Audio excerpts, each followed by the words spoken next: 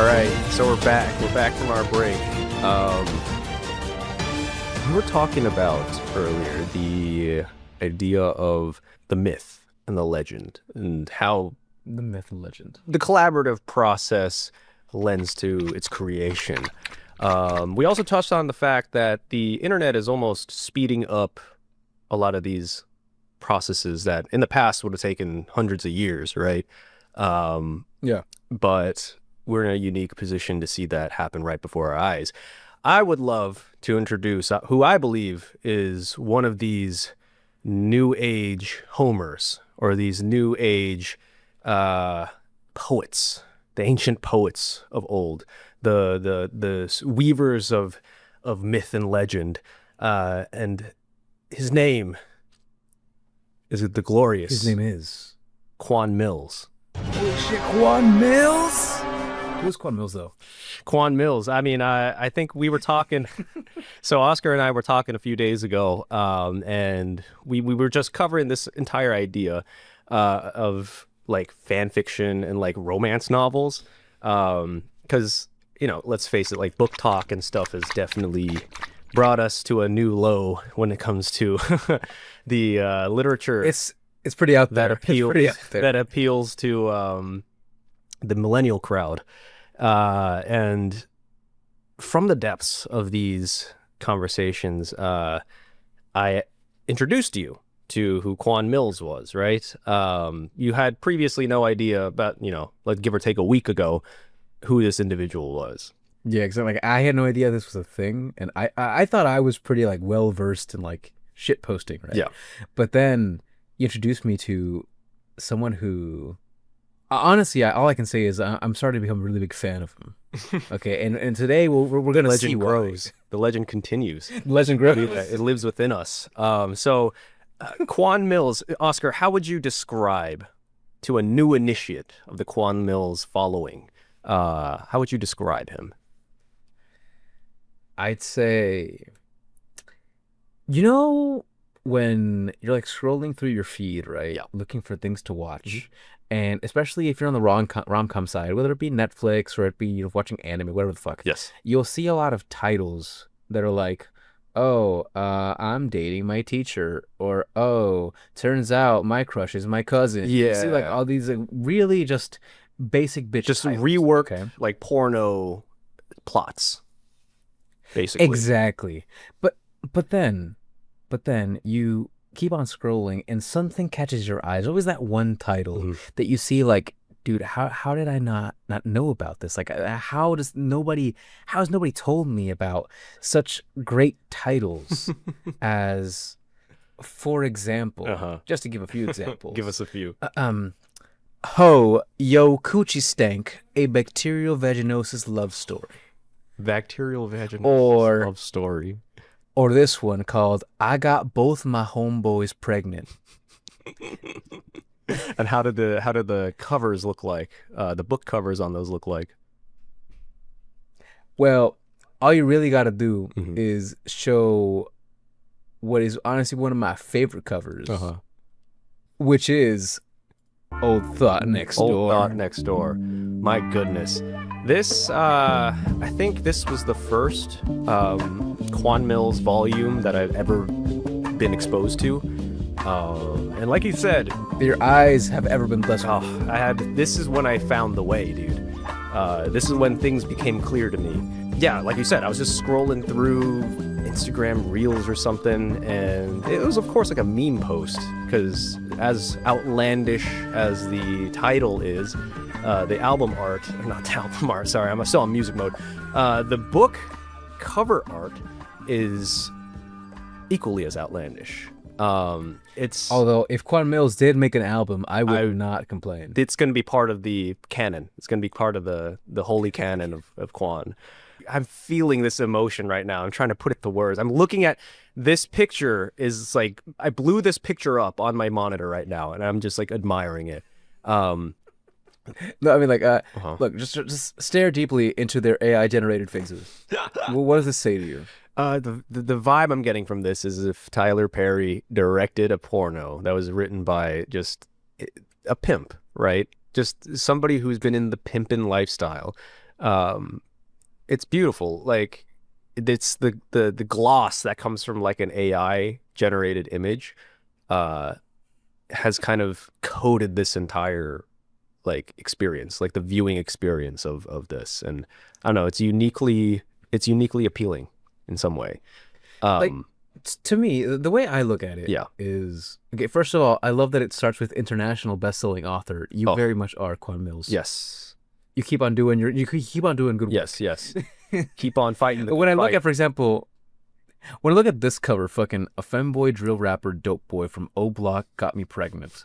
I can't help but think it's like, okay, no shade against Quan, okay? Yes. But when I read this, Yes. it feels like I feel like I've read like horny-ish, like, horny posting on Tumblr, right? Yeah. From people that really should not be horny posting. Oh, okay. Yeah. And it just comes off like extremely graphic for no real reason. Mhm. So I feel like this is an extract from a porno, right? And then you sort of like went into an AI where like, yo, can you replace every single one of the words here Yeah. with like some sort of African American slang? Just see This is what the comes from there. AAVE chatbot. Plug that in. Oh, that's hilarious. Dude, are we gonna get to the point where we're gonna do that, or has that already been done? What do you mean? AAVE, like ChatGPT. I actually don't know, but I do know that they're working on a like Latam GPT. Yeah. It's like for some What's that? reason like certain governments thought that like ChatGPT was too North American focused Oh, okay. and didn't know enough about like South America. Oh, gotcha. So gotcha. Latin they're- American, they're- Latam. Yeah. Okay.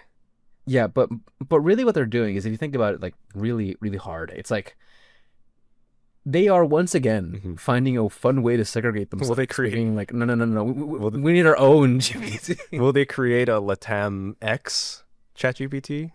First of all, no. But second of all, I'm fairly certain that it's gonna backfire incredibly to where the chatbot will, by being charged up with a bunch of Latin American information slang, Yeah.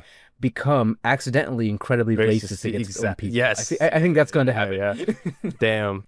I don't know if you were there, right? Like, I don't know if you, like me, have been unlucky enough to be exposed to like this whole, let's say, rabbit hole of fan fiction, right? That a lot of it is populated by like preteen girls who, they like certain things, right? So if you look for certain types of shows, for example, like you will find enormous amounts of people that are very horny for vampires, for example. course. Like there's way too much of that. Okay? Yeah. So I feel like Quan Mills takes, not exactly, but it feels almost like extracts from that like old school 2013 horny posting. Yes. And just makes it incredibly, African American vernacular. I forgot the rest of the thing. AAVE, yeah. Yeah, no. AAVE. It's literally like it's not even like black in general. It's like specifically hood shit. It's a cool combination, right? It's right here, bro. Old Thought Next Door. I'm on the place where you can go and buy it. It says Old Thought Next Door, gotcha. autographed paperback, only $24.99. Whoa, dude. I think I might need to get a copy. Here's what it says. This is from the website. Old Thought Next Door is indeed a long-anticipated ratchet soap opera thriller by best-selling African-American urban fiction author Quan Mills. Meet Vernita Ernestine Washington, a feisty 76-year-old woman who doesn't care what you think about her ways, especially for a woman her age. Yeah, she might be a senior citizen, but she's the first to tell you, age ain't nothing but a number. She's convinced the honeycomb between her legs doesn't taste a day older than 40. Don't let the gray hairs fool you now. A retired employee of the Illinois Department of Motor Vehicles, Mrs. Washington runs the mean, cold streets of Chi-Town, messing with all types of young thugs with multiple felonies. A widow for some time now, Vernita is determined to make up for her stale marriage. However, when a major health scare sets her back, she finds herself losing everything. Reality sets in at the time on Earth is about to come to a close. Now faced with the death sentence. Whoa. Faced with a death sentence? Okay. Vernita seeks to live out her remaining days of being the biggest old super freak. She gets her mojo back and begins living her life again. But a major surprising twist will throw her life into more unpredictable chaos. I'm telling you, man. Basically, basically, Yeah. Vernita Ernestine Washington did a Walter White. Yes. Like she got a very bad like medical diagnosis, right? But instead of breaking bad, you know, she decided to start breaking backs. Yes. So instead of going and trying to sell meth, she's like, nah, bro, like I gotta get my back broken. For every single day I got left on this God-given earth. We're counting down, and it starts now. Oh my goodness. I mean, I'm telling you, man, like from the description itself, we don't need to make any speculation. These are ratchet soap opera thrillers, bro. I was looking for a page we could read, and I think I found something equally as funny, which is that, are you seeing my screen? Yes. Shay's Lace, first of all, what the fuck? But second of all, here's a compilation of quotes from the book. Interesting. And I think we can read some of these. So, for example, here's one from Goodreads that says, see, one thing y'all gonna learn about Vernita is that I really don't give a damn about anyone's opinions. Life is too short to be caught up on how people think. You gotta do you, child. Yeah, do you, child. Shit, you got one life to live. One life. Live it to the fullest. Loud Ain't nobody got time to get their time wasted. And then she continues by saying, speaking of cream, I could feel my pussy getting juicier than a fresh pot roast. P.S. Definitely word sleep. P.S. Speaking of cream. Cash rules everything around me. Cream. Dude, I don't know if that's cream. Look, it says, we stand a sexually liberated older woman living her best life, and who might or might not have a hidden dark side. On a more serious note, the audiobook narrator, there was an audiobook. Audiobook narrator was, quote unquote, chef's kiss. They elevated my listening experience 110% and breathed life into the MCs. I'm a fan now. Exclamation point. I hope they narrate more of Quan Mill's books. So there's people that are actually down with the audiobooks too. It's transcended just the literary medium. Like there are medium. Quan Mill's audiobooks. Now, I was looking at one of these and I saw one that was like super AI generated. Yes. But there might also be like actual actors. Actors that are dude, what would the casting call for that look like, dude? Some like, oh my god, we are looking for 20 to 30s black male to read in an erotic novel. Casting for Vernita, strong independent black woman, ages, I would say they'd probably go like 50 plus, like 50 plus, over 65, and then at the end is they probably put like a note. It's like must be comfortable with obscenity or some shit like that. You know, to cover their bases. Like, if I was like in charge of casting for this, I think what I'd probably do is I'd just like an extract of it, and I'd be like, hey, the person that can best read this one verse, gets the job. Yes. That's it. But it has to be like the most down bad verse in the entire book. If I was in charge of it, dude, I would do completely blind auditions, dude. I don't even want to see their face. If you can sound the motherfucking part, you got it. I don't. And actually, so I don't even want to see their face after they're done recording. I want to keep that shit a secret. It would be very funny, if Vernita was actually like voiced by like a 50-year-old Asian. I was gonna say, who's really good at making. My dad, you know, it's like that's hilarious. Yeah, no, that's where I get it from, man. That's where I get it from. Dude, that is hilarious. Yeah, and like her main love interest is like just this tiny like 4'7" Puerto Rican woman, you know. It just sounds like her main love interest. That would be amazing. I mean, I don't know. I really want to petition the people in the comments to do that, you know, to push for that. To do that? Yeah. But you know, now I have a really big question. Like, this is more like general, right? When you look for actors that are trying to make like a thug voice. Yes. Right? If we're assuming, because it mentions right in the description that she's looking for men with multiple felonies. That's her type. Okay. How do you actually cast for that? Like in movies? Like generally speaking, like how would you say, like, I want you to sound kind of thuggy? Well, number one, the person that's giving the direction, I'm pretty sure it's like nowadays only black people can ask you to do that. So I'm pretty sure. So like if I was a director, I'm like, you know, Latrell, could you be a little more thug in the next take? I don't know if that would really come off well. In any iteration, you know, I want you to be more urban. I want you to be more, you know, have a little soul in it. You know, stuff like that. Yeah. But if it was really me, not urban. if I were truly to be me, you know, as somebody who was a director, right? If I were really truly to be me in that situation, and none of these other social like pressures were a thing, and I was allowed to express myself in the way that I truly feel, right? In this actor, Right. like, and we want them to, you know, go down this thug persuasion, right? I'd just be like, man, you're just gonna start wilding out, twin. Come on, man. It's that simple. It's that simple. It's that simple. That's how it'd be, man. But you know what? It's true. But I do have that. That is a very good question. Like, if you want fucking gang member voice actors, it must be somewhat it must be kind of uncomfortable if you're not black and you're like in the studio, like, yo, could you like, you know, make it a bit more urban? Yeah. How about we like put some hip hop music to like motivate you? Hey man, I want you to start being more urban real quick. Hey man.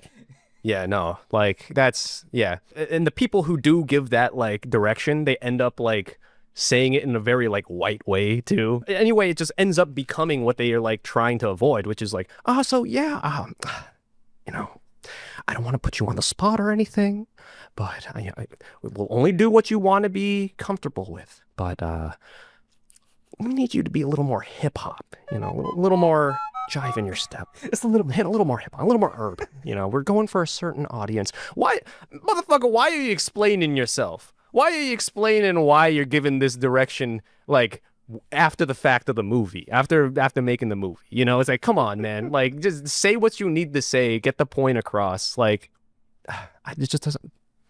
I don't understand. You know, you actually reminded me of something. Yeah. Like, it's fine if this doesn't go in the episode. It's only like very slightly related. But you remember like the Grim Adventures of Billy and Mandy? Of course, goated show. Good show. Well, thing is, there's one particular episode Yeah. where they humanize Grimm, right? They turn him human. Yeah. And there was like this really big like question mark over the whole thing because a human version of Grimm was white, right? And everyone expected him to be like some. Everyone expected him to just be like Jamaican, the most yeah. stereotypical black Jamaican man ever. I wanted him to look like Brushy One String, dude. You know, Brushy One String. I actually don't. I'll send you some tracks. But like, they literally wanted him to look like Bob Marley's cousin. That was like course, the idea, yeah. right? But the reason they didn't do that is because they actually did that first take, but they showed it to a Cartoon Network executive, and apparently the guy said, you know, is this whole show about like two kids kind of enslaving a dude to like be their best friend? Wouldn't that be kind of fucked up if he was black? Let's make him white instead. So it's like they use the racism to defeat the racism. Oh man. I'm gonna show you a picture. Like, if you haven't seen it, like, White Grimm is the whitest dude. Oh my goodness.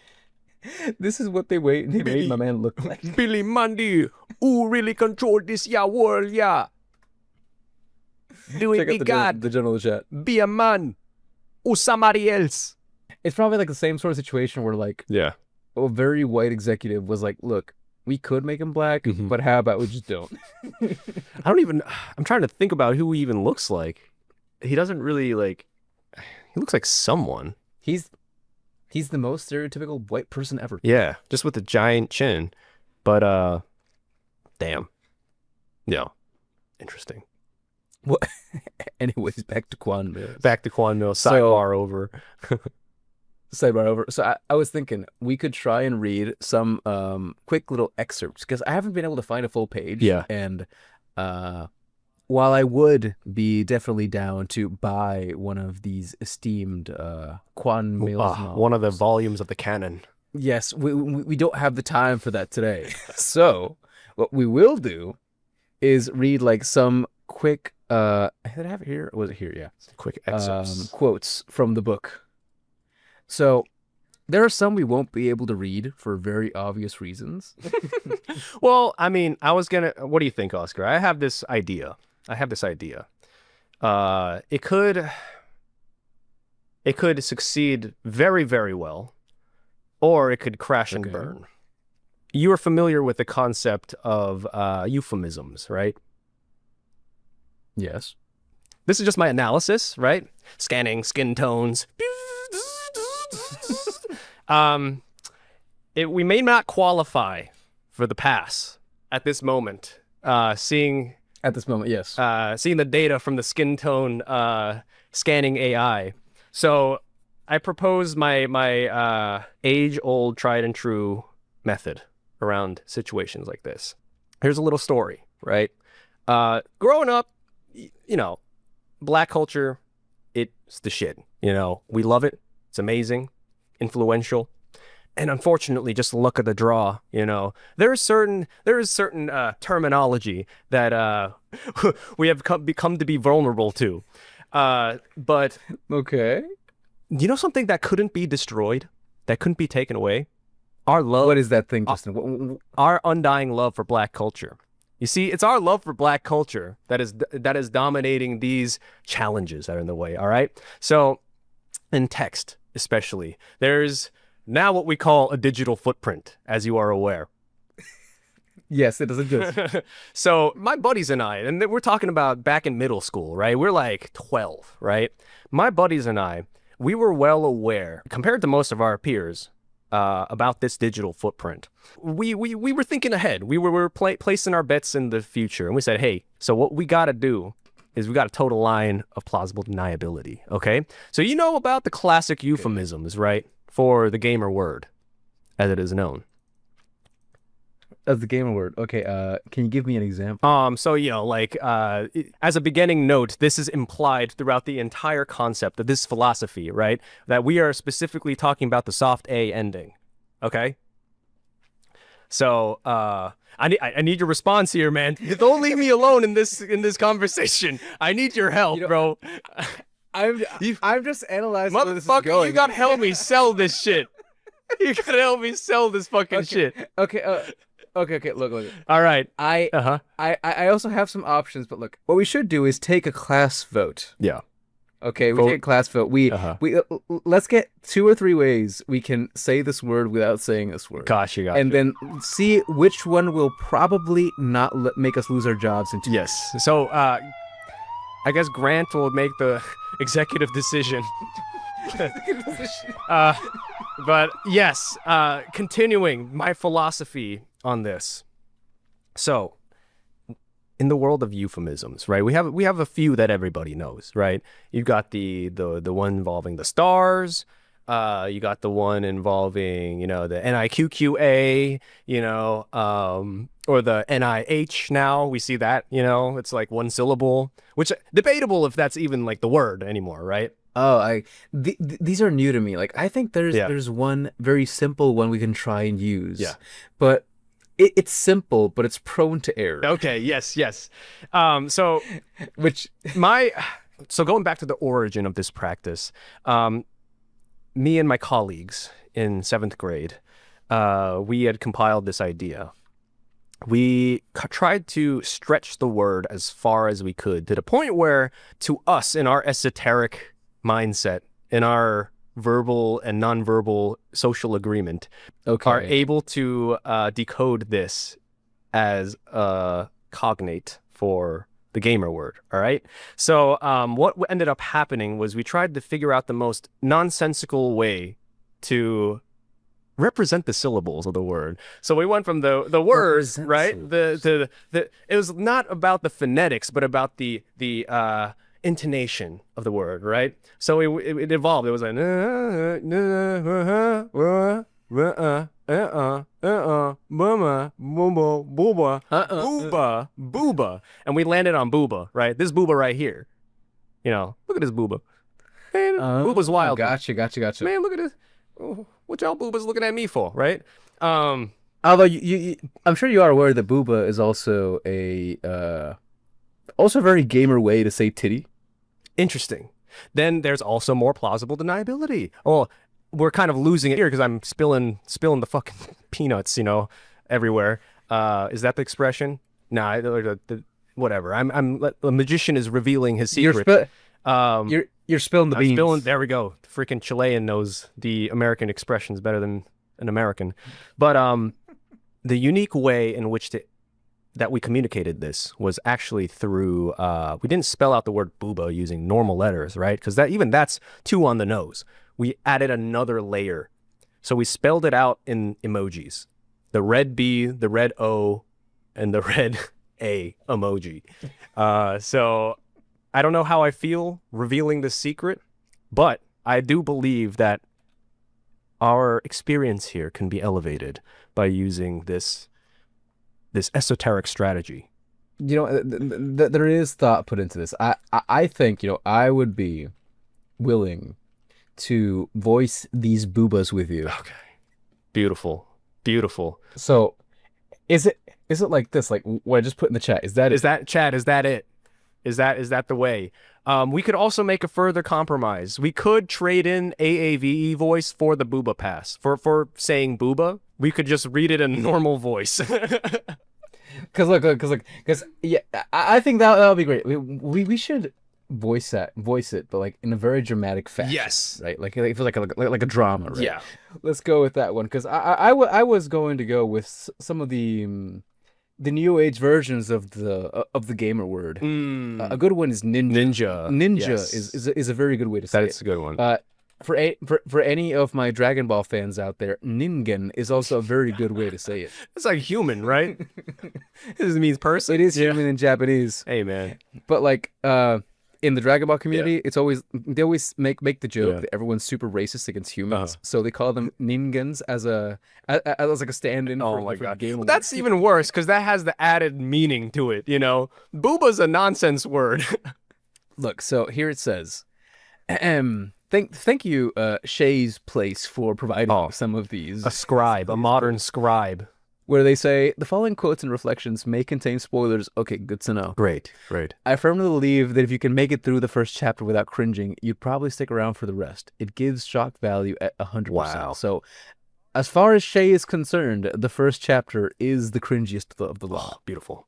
I think that's the chapter. So, that's the chapter. So, would you like to read this first passage? I'd love to read. Okay. As I said before, I will be taking on the booba pass, and in exchange, I'll be giving up AAVE voice.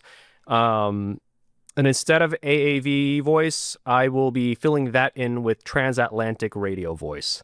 So you know that in alchemy, yes, there is the concept of equivalent exchange. So we are so you're actually just trading in. So in order to obtain your booba pass, you must give away your black middle-aged woman voice. I'm sad to make that change, but I'm willing to make it up for some primo content right now. But here we go. Miss Vernita just loves some of her rough street boobas. Straight out of jail, too. I want that first post-release nut. Shay adds that, ma'am, I just really hope somebody matches your freak. If she was a man, I bet everyone would have treated him differently. She refers to herself in third person quite a bit. Fair warning. Life is too short to be caught up in how people think of you. You gotta do you, child. Shit. You just got one life to live. Live it to the fullest. I agree with Shay. You know, I ain't mad at it. I can see the vision. I can see the vision of Miss Vernita. All I want is dick, and that's it. And not no old limp need 5 Viagra shrimp dick either. That man probably can't even see his dick either. His stomach's so big, booba look like he pregnant with triplets. God damn. Alice was trying to do her good sis a favor by setting her up with a man closer in age. and clear Miss Vernita ain't like that one. This book gave me so many new ways to talk shit. I didn't even realize I needed to step up my game. Need another example. Baby, if yo fat ass hang up on me, I swear on my dead husband's grave, I'm gonna come up there and snatch that cheap ass dollar store wig off your neck.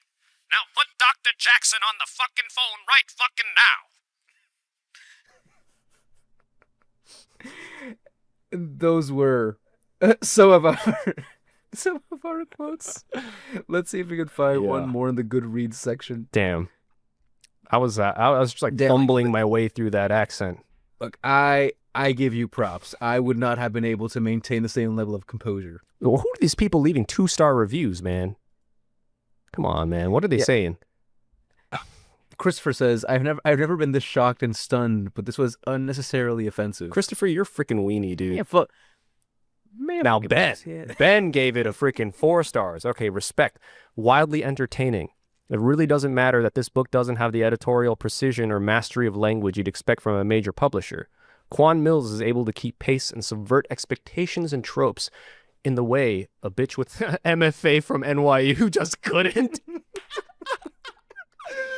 It's because the storytelling comes from a place of wanting to entertain, not from a place of creative vanity. In doing so, it says just as much as a book with more literary hype and fanfare would, but you are completely free of an arrogant author trying to beat a dead horse and themes that have become progressive cliches in recent decades. Oh, dude, Ben is fucking cooking. My goodness. I have never read anything like this, and I doubt in 100 years someone could do it half as well as this. This is exactly the sort of shakeup the literary landscape needs. I want more books like this. The more authors like Mills. Damn. Ben is putting honestly, respect on him, dude. Ben is really making me want to maybe buy this $24.99 novel. Oh my god. Let's look at more like bad reviews, man. Who are these people putting bad reviews? Oh, hold on. There are full reviews. Yeah. Diana, she says, honestly, and she gave it 4 stars out of 5. Honestly, it was pretty good, probably 4.5 stars. It had a solid plot line and an incredible account of dementia/hallucinations. Oh, so there's like a mental health aspect to this book. Oh, damn. Interesting. Stakes, bro, raising the stakes. And the character... Wait, so hold on. So what we're saying is, okay, now I actually want to read it, because like there's a possibility that Vernita is out here not actually messing around with street boobas. It's all in her head. Dude, secret street boobas?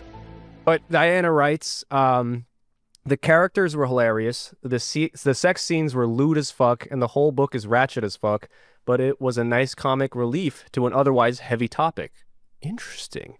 The writing was solid. Lots of big words were used to make me chuckle even more given how absolutely graphic it was. I would honestly recommend it. I had a fun time listening to it, and just when I didn't think it could get any funnier, it do. It do get funnier. Hell yeah, man. Damn. So like what I want to know is all of the like the bad reviews basically. Yeah. Are they all because of it being offensive? I don't know. Are there other because the majority of people, like, it looks like they loved it. It's what it is sitting at rating wise on Goodreads. Like, for example, this person like Bree gave it 2 stars, but it says 2 stars simply for all the plot twists. I can't believe this was a drama thriller soap opera. I didn't see a damn thing coming. This was shocking. And she had that reaction, and she only gave it 2 stars. It sounds like she enjoyed it. Sounds like, yeah. That's a good thing when you can't see them coming, right? Interesting. That's supposed to be a good thing. Yeah. It's a little contradictory. There's a 1 star right there. Okay, and Jay. It's American Psycho if it was from the perspective of a hateful older black woman. Damn. It is so dialogue heavy that it's almost nauseating. Some of the worst writing I have ever seen. Overly long, 0.5 out of 5. I mean, Jay just can't. No, Jay, he has a freaking Guy Fawkes AI generated PFP, man. You can't take him seriously. I mean, when you have a V for Vendetta profile, yeah, it says a lot. Come on, man. Like, all right. But I just really like, I like people that are concise, people that are a few words and are able to really express what they mean very concisely. Yes. And on top of that, Brittany W writes, Yeah. I'll go, scroll back up. I want to fucking go back to Jay because it's kind of pissing me off. What he said too. It's American Psycho if it was from the perspective of a hateful older black woman, and that's a bad thing. What? That sounds kind of. That's actually. Dude, it's. Come on, man. It's like Tyler Perry, American Psycho, man. Like, I think that's the way it should have been. The original movie should have been made, man. Come on. The original one should have featured a hateful older black. Yeah. woman. Tyler Perry presents American Psycho. Dude. I want to see Paul Allen's card. Being incredibly just insightful. Brittany and W. Really, a woman of few words. She just gave it 1 star and said, No. Why? You know, I always find this curious. Like, for example, I'm looking at this one, right? Brittany W. It says that she's reviewed a bunch of, like, they all look like romantic / softcore pornographic Yeah. ones. She's a connoisseur. Hold up. Wait. Look at that. Wait, hold on. It's another This author. is not a black. This is not a Quan No. one. It's from Teresa Reese and Tasha Mack. It's his other baby mamas for me too. Wow. Wait a minute. So we've fallen on an entire genre here, like a subculture almost. Because it's the same type of like If you look at this image, artwork. this is very Quan. Yes. And down to like the sparkle on the lettering over there, like that pink sparkle. Down to the spark. Yeah. Interesting. We got to do like a deep so- dive on this one day, bro. Oh, wow. I had no idea. There was like a whole series of literature, which is basically just Yeah. very. A Philly millionaire yes, snatched yes. my soul. The Virgin BBW surrogate. W surrogate. Now I'm curious. What do you call this genre of literature? I would say the terminology in the Old Thought Next Door description is very apt, if you remember it. What was it again? Is it like a psychological something, or Let me pull it up. I forgot. Sorry. It is. I would say the name of this genre would be ratchet soap opera thrillers. That is what these are like, and it's funny because you look at these, none of them have like super amazing ratings, apart from a couple of exceptions. But there seems to be an entire like community behind these. Oh yeah. The Dirty Divorce Part 1, and it's whole like you can tell by the covers. Yeah. Right? It's like really big, really bright letters. There's sparkles fucking Yeah. everywhere. It's like early 2000s bling era, kind of. You know what? Now that you mention that, it does actually remind me of fucking Gangster SpongeBob. Gangster SpongeBob. Yes, it's the gangster SpongeBob aesthetic. Yes. Dude, you could literally have Gangster SpongeBob and Yeah. he would He'd fit in. right in. He would fit right in. Goodness. Yeah. And that's like, again, it's like 2000s inspired bling era shit. Look up Yeah, like Little when B, you- you know, like Little B. Lil B, bro. Lil B. TYBG. Thank you, base god. Yeah. Oh, that's I think I get it now. yeah. I think I get it. But look at like blue flame, white flame, red flame. Look at that shit. Oh yeah, shit like this. I get you. yeah, I get you. yeah. That's that good shit, bro. Lil B's goated. Highly recommend. So now I was gonna say that it's interesting to see that like this whole sort of aesthetic, I thought it died out like way back, Yeah. and was only continued through like the use of fucking memes, like you know, Gangster SpongeBob, Yes. Gangster Bugs Bunny, Yeah, all yeah. those dudes. But now we see that it actually has had a resurgence in the literary scene, Yeah. with ratchet soap yeah, operas. yeah. It's interesting to see that migrate. I think maybe what it has to do is like it's the generation of people who enjoyed that music at that time. You know, like people who were in their 20s during the early 2000s. You know, they're older now, so now they're pursuing different things in their life after they kind of settled down for a bit, and they're going back to the stuff that they loved, which is very cool. In a way, like you've heard of that thing, like every 20 years, the stuff that was cool 20 years ago is cool now.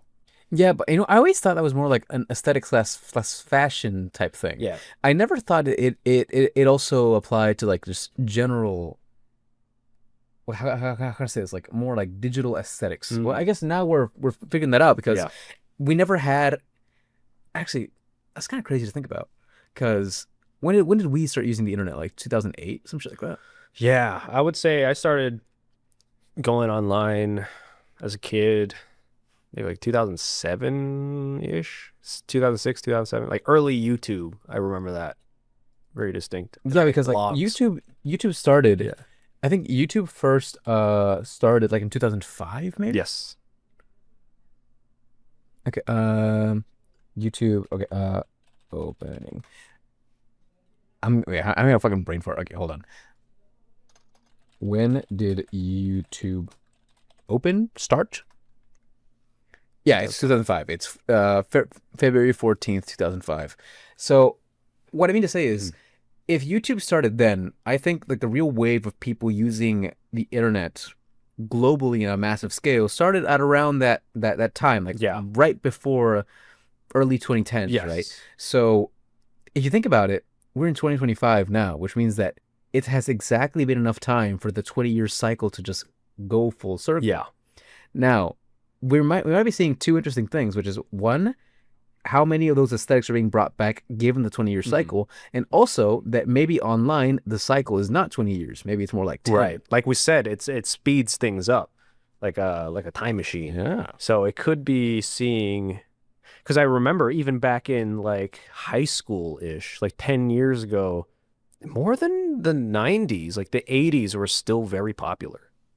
Like even into the 2010s. Do you remember that? Because we had like Stranger Things and all that shit, you know, that made it popular with the kids. I mean, even then, I'd say that the 70s and the 80s have, for the longest time, had just a fucking grip on culture. To the point that, like, you're seeing people do things like, I go out all the time and there's people wearing the fucking parachute pants. And shit like that. So it is an aesthetic that never really went away. It might be coming back in droves. Yeah. But it never fully went away. Right. And then like the 90s was kind of like, it's brought back, I guess, in very like, it's weird. I don't know if we have like a full 90s resurgence yet. Do you feel that? Because it went from like 80s automatically to Y2K. Yeah, you know what? I think I would ask a more fundamental question, and maybe this is just me having like, I don't know, memory issues, but what the fuck happened in the 90s? Rock music became huge, like classic, like hip hop, foundational now came out in the 90s. Yeah, it's a lot of because stuff. Again, maybe it's just me not being informed enough, but I feel like if you ask me for figureheads of cultural movements, be that in art, music, or whatever, for the 70s, for the 80s, I can name people. But for the 90s, I kind of draw a blank for some reason. I mean, maybe that's like it's like different. Like 90s is like Nirvana, Pearl Jam, alternative rock became huge then. And like butt rock, you know, stuff like that. I guess the interesting thing about like, well, that's musically, but then like in culture, I guess like that is true. Like we don't really think of like, what are the big 90s movies that define the 90s? Like you don't really have that kind of list. I would say like Schindler's List, you know, or some whatever. That was like a 92 or something, right? 91.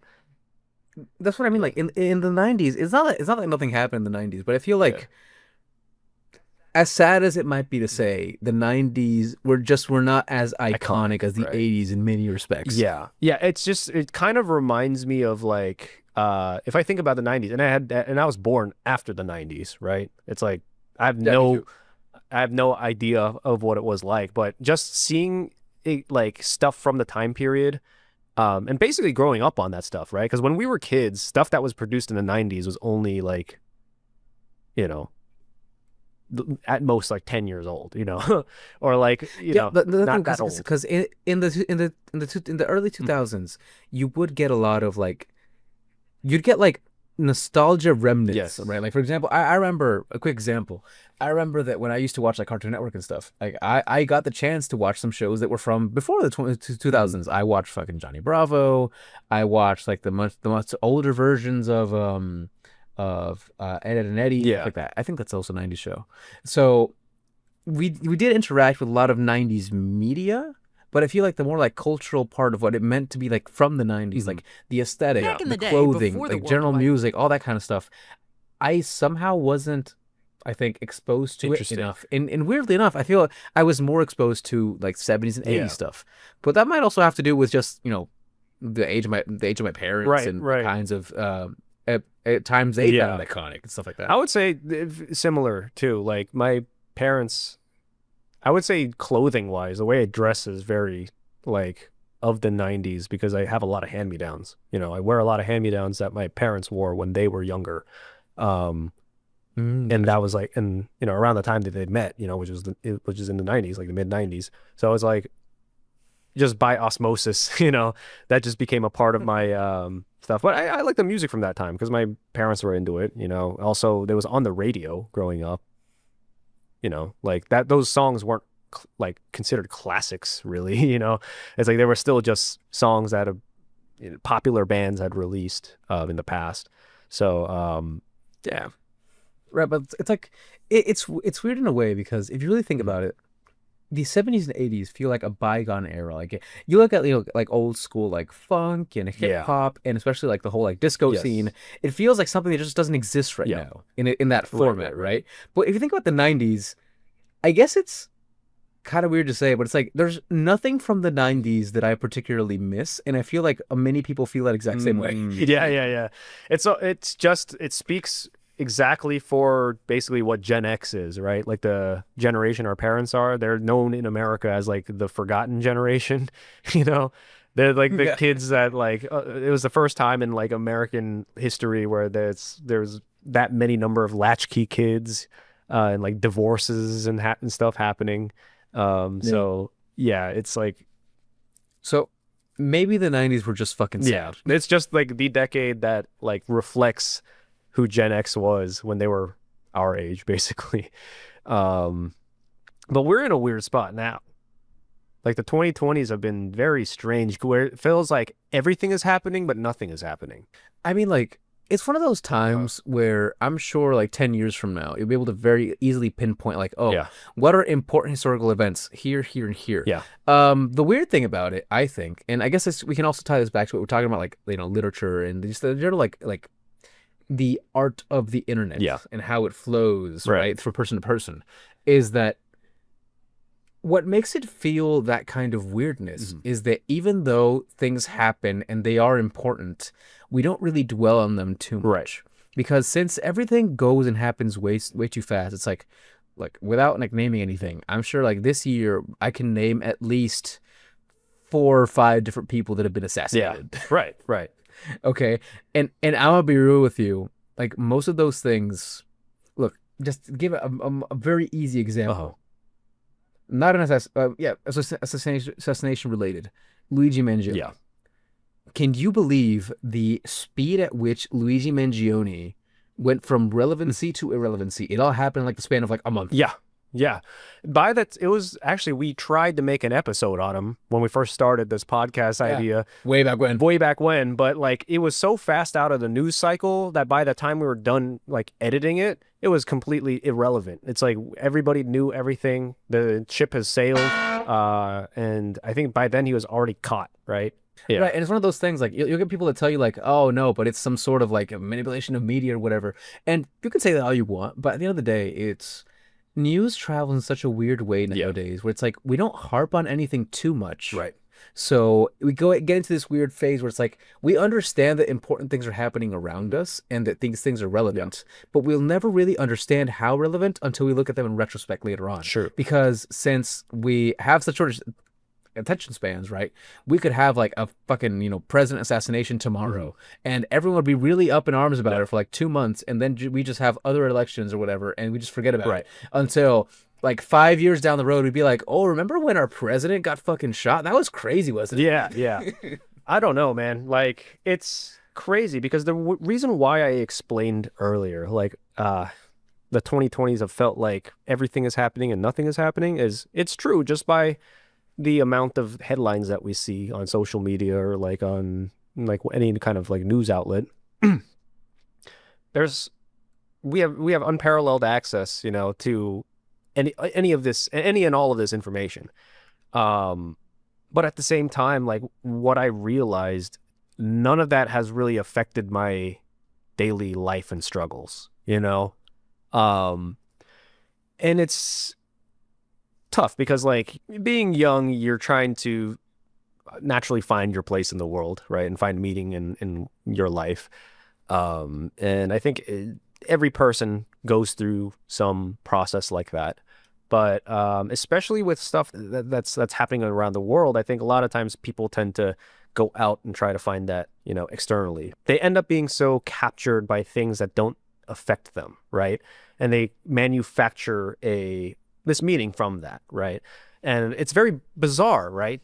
When you come across people that are so intellectually and emotionally captured with a certain ideology or a certain movement or something like that, which at the end has no bearing on their own living, has no bearing on their own existence.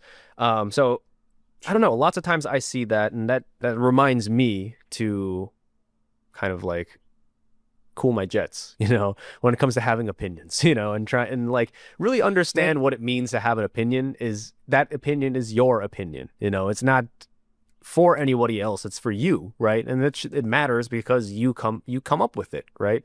So But you know what I'd say is this might come off as a bit like esoteric, so tell me if it makes no fucking sense. Yeah. Okay.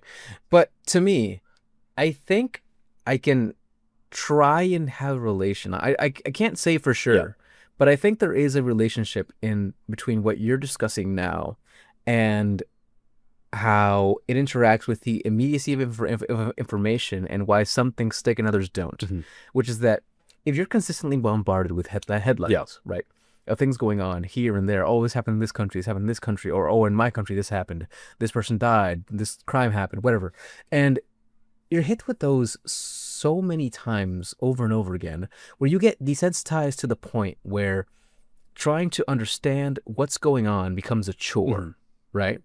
And what does the internet do better than anything else, I think at least, is that they try to insert the absurd into the commonplace. Yeah. And somehow, by inserting that absurdity, they can make it their own. Right. So I guess what I'm trying to say here is the reason that a lot of these stories I think are so culturally relevant, whether it be stories written in fan fiction, whether it be, videos, whether it be whatever, is because the difference between what you get bombarded with daily in the news cycle, for example, and these kinds of things, is that these feel a lot more personal because these comes directly from communities that you take a part in. So that absurdity, even though it makes it confusing as fuck a lot of times if you're outside the scope of it, if you're part of the community where this happened and you have like this shared, like, generational trauma of fuck, 2 girls, 1 cup, you can extract some sort of meaning from that where it stays in your brain because it came precisely, it didn't come from some outside source. You weren't told of something that happened. Yeah. You were there, you experienced fucking traumatized when you were like seven. For yourself. But right, but there's this personal connection to it because it feels socially driven. It feels like a group that you may or may not be a part of made this come to fruition and exist. And if there were no groups that like fed into this consistently, we wouldn't have all this fucked up stuff we talked about today. Right. So despite the fact that it's fucked up and it's kind of stupid, I think it's very telling on what we assign value to. Yeah. Not really what is important in the news cycles all the time, but a lot of times what feels like near and dear to us because it came from a place we call home in a way. And for a lot of people, being online, even if chronically online, is an extension of my home, the people I talk to, my friends, etc. Did that make any sense? Me, monkey, together strong. Basically. I think that's basically, that's how I interpret it. Nice. Yeah, no, I dig it, man.